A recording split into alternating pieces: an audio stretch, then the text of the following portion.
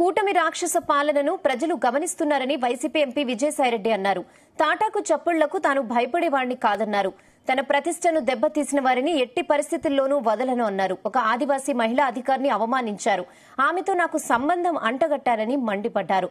ఎలాంటి ఆధారాలు లేని కథనాలు ప్రసారం చేస్తున్నారని ఆగ్రహం వ్యక్తం చేశారు. 5 ఏళ్ల తర్వాత వైఎస్ఆర్సీపీ తిరిగి అధికారంలోకి రావడం ఖాయమన్నారు. తోకాడించే వారి తోకలను తాము వచ్చాక కత్తరిస్తామని హెచ్చరించారు విజయసాయిరెడ్డి. కొత్త ప్రభుత్వం పగ్గాలు చేపట్టిన తర్వాత ఏం జరుగుతుంది, మొట్టమొదటిగా ఏం జరిగింది అన్నటువంటిది అర్థం చేసుకోవాలి. రాష్ట్ర వ్యాప్తంగా ఇచ్చాపురం నుంచి అలా కుప్పం వరకు కూడా 175 స్థానాల్లో 11 స్థానాలు మేము సంపాదించుకున్నప్పటికీ, ఓటమి పాలైనప్పటికీ ప్రజల తీర్పుకి కట్టుబడి మేము అధికారాన్ని దిగిపోయాం.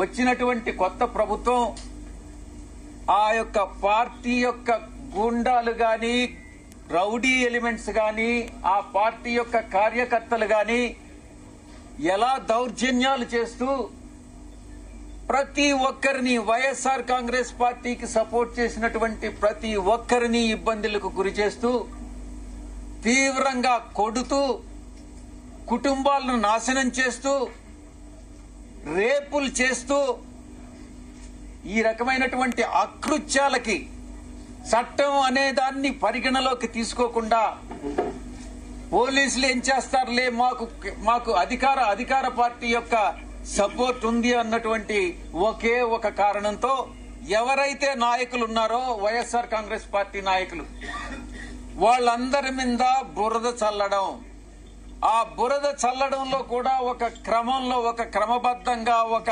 అన్ని వాళ్లకున్నటువంటి వసతులన్నింటినీ ఉపయోగించుకుని బురద చల్లేటటువంటి కార్యక్రమం, ఆరోపణలు, నిరాధారమైనటువంటి ఆరోపణలు చేసేటటువంటి కార్యక్రమం చేపడతా ఉన్నారు.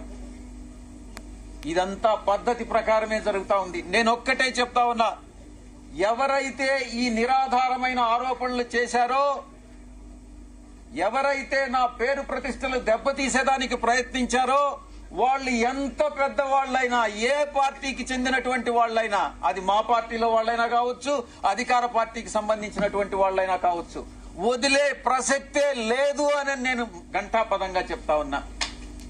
ఏ ప్రభుత్వం అధికారంలో ఉన్నా, ఏ కూటమి అధికారంలో ఉన్నా, మేము ప్రతిపక్షంలో ఉన్నా, భయపడే ప్రసక్తి లేదు. మళ్లీ తిరిగి వైఎస్ఆర్ కాంగ్రెస్ పార్టీ 5 సంవత్సరాల కాలంలో మళ్లీ అధికారంలోకి వస్తుంది. మధ్యంతర ఎన్నికలు గాని వస్తే మళ్లీ కూడా అధికారంలోకి వస్తుంది. కొత్త ప్రభుత్వం పగ్గాలు చేపట్టిన తర్వాత ఏం జరుగుతుంది?